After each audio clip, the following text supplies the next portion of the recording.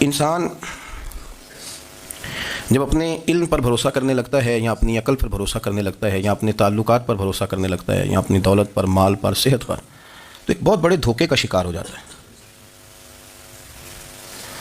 اور انسان جب انسانوں پر بھروسہ کرنے لگتا ہے تو پھر اللہ تعالیٰ اسے بعض اوقات انسانوں کے سپرد کر دیتا ہے، انسانوں کے سپرد۔ اور بہت سارے ایسے لوگ بھی ہوتے ہیں جو رب کریم کو بھولتے ہیں اور وہ اپنی ساری توجہ انسانوں کی طرف، دنیا کی طرف، دنیا داروں کی طرف کر لیتے ہیں۔ تو اللہ تعالیٰ فرماتا ہے پھر میں انہیں یہ سزا دیتا ہوں کہ وہ مجھے بھولنے نکلے تھے تو میں نے انہیں ان کا اپنا آپ بھی بھلا دیا، اپنا آپ بھی۔ سورہ حشر کو دیکھیے گا، فرمایا وَلَا تَكُونُوا كَالَّذِينَ نَسُوا اللَّهَ فَأَنسَاهُمْ أَنفُسَهُمْ، ان لوگوں کی طرح نہ ہو جانا جنہوں نے اللہ کو بھلا دیا تو اللہ نے پھر انہیں ان کا اپنا آپ بھی بھلا دیا، انہیں اپنی بھی ہوش نہیں رہی، وہ ایسے مسائل میں گھر گئے، وہ ایسی آزمائشوں میں الجھ گئے، وہ ایسی دنیا داری کے اندر الجھے کہ انہیں اپنا بھی پتہ نہ چلا۔ اب تو ڈھونڈتا پھرتا ہوں اقبال اپنے ہی آپ کو، اب تو ڈھونڈتا پھرتا ہوں اقبال اپنے آپ کو، آپ ہی گویا مسافر، آپ ہی منزل ہوں میں۔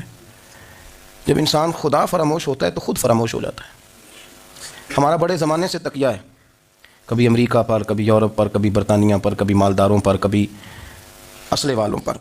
اس کا نقصان یہ ہوا کہ اپنا کوئی وجود نہیں رہا، اپنا کوئی نظریہ نہیں رہا، اپنی کو سوچ نہیں رہی۔ ایسے محسوس ہوتا ہے کہ کوئی منشور نہیں، کوئی دستور نہیں، لگام منہ میں ہے اور اس کا سرا کسی کے ہاتھ میں ہے، وہ جدھر چاہتا ہے ہمیں گھما لیتا ہے۔ اللہ فرماتے ہیں یوں نہ ہو جانا کہ تم رب کو بھلا دو اور پھر تمہیں اپنا آپ بھی بھول جائے۔ اولئک هم الفاسقون، فرمایا یہ وہ لوگ ہیں جو نافرمان ہیں اللہ کے، یہ نافرمان ہے۔ جب یہ نظریہ بن گیا، جب یہ ذہن بن گیا کہ پیدا اللہ نے کیا ہے، دینا اللہ نے ہے، عطا کرنے والا اللہ ہے، نوازنے والا اللہ ہے، تو پھر ساری توجہ دنیا داروں کی طرف رکھنا، میں اللہ والوں کی طرف توجہ رکھنے کا قائل ہوں، میں وہ سمجھتا ہوں، ہم اس چیز کے قائل ہیں، لیکن وہ بھی کوئی آستانہ ہے کہ جہاں حق مرشد کا نعرہ تو بڑا لگے پر رب کا نام ہی نہ سننے کو ملے۔ یہ بھی کوئی بات ہوئی کہ جہاں یہ تو نعرہ زور سے لگے کہ جیوے جیوے مرشد جیوے، لیکن استغفار کا درس ہی نہ ملے۔ جہاں ہر وقت یہ بتایا جائے کہ یہاں آ گئے تو بچ گئے، کیسے بچیں گے؟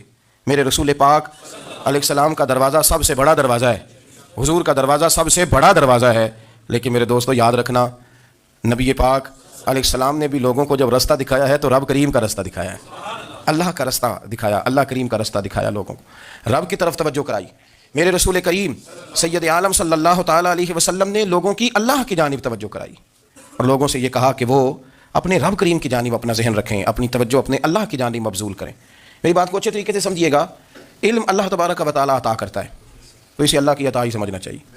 کچھ لوگوں کے پاس علم ہوتا ہے پر علم نافع نہیں ہوتا، وہ ٹامک ٹونجا مارتے رہتے ہیں ساری زندگی۔ علم کو اللہ کی عطا سمجھیں، اپنی عقل پر، اپنے شعور پر زیادہ بھروسہ نہ سمجھیں، نظر اللہ پہ رکھیں۔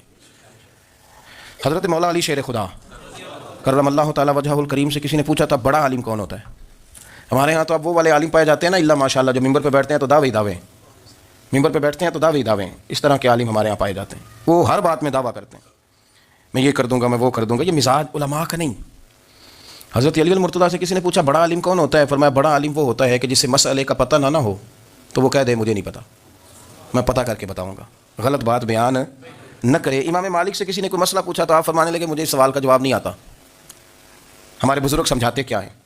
وہ کہنے لگا آپ اتنے بڑے امام ہیں تو اس سوال کا جواب نہیں آتا۔ فرمانے لگے اگر مجھے ہر سوال کا جواب آتا پھر تو میں خدا ہوتا، مجھے ہر سوال کا جواب نہیں آتا، مجھے تو اتنا آتا ہے جتنا میرے رب نے مجھے عطا کر دیا ہے۔ اپنی نظر اللہ پہ رکھیں، نکل آئیں اس معمے سے باہر کہ میں کوئی بلا ہوں، مجھے بڑا پتہ ہے، میرے پاس 6 ڈگریاں ہیں، مجھے 10 جگہ پہ تدریس کا شغف حاصل، اس سے نکلیں باہر۔ قرآن مجید دیکھیے گا، اللہ تعالیٰ نے ارادہ قدرت فرمایا کہ میں حضرت آدم کو بناؤں گا، پھر بنانے کے بعد فرمایا فرشتوں سجدہ کرو آدم کو، سب نے سجدہ کیا الا ابلیس ابا واستکبر وکان من الکافرین، سب نے سجدہ کیا سوائے ابلیس کے، اس نے انکار بھی کیا، تکبر بھی کیا اور کافروں میں سے ہو گیا۔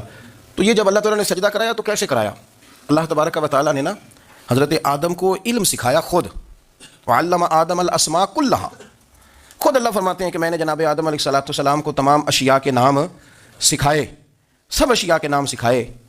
تو وہ چیزیں پھر میں نے نا، اللہ فرماتے ہیں میں نے فرشتوں پہ پیش کی، میں نے کہا کہ بتاؤ ان کے نام کیا ہے، تو فرشتوں نے جو جواب دیا وہ سمجھنے والا ہے۔ اللہ نے چونکہ خود علم سکھایا تھا حضرت آدم کو، جناب آدم سکھایا تھا، لیکن فرشتوں کو نہیں سکھایا تھا۔ تو اللہ کریم نے فرمایا فرشتوں اب یہ بتاؤ ان چیزوں کے نام کیا ہیں؟ تو فرشتے کیا کہتے ہیں؟ فرشتے عرض کرتے ہیں قالوا سبحانک لا علم لنا۔ آپ کبھی یقین کریں اس چیز کی لذت لیں تو مزہ آ جائے۔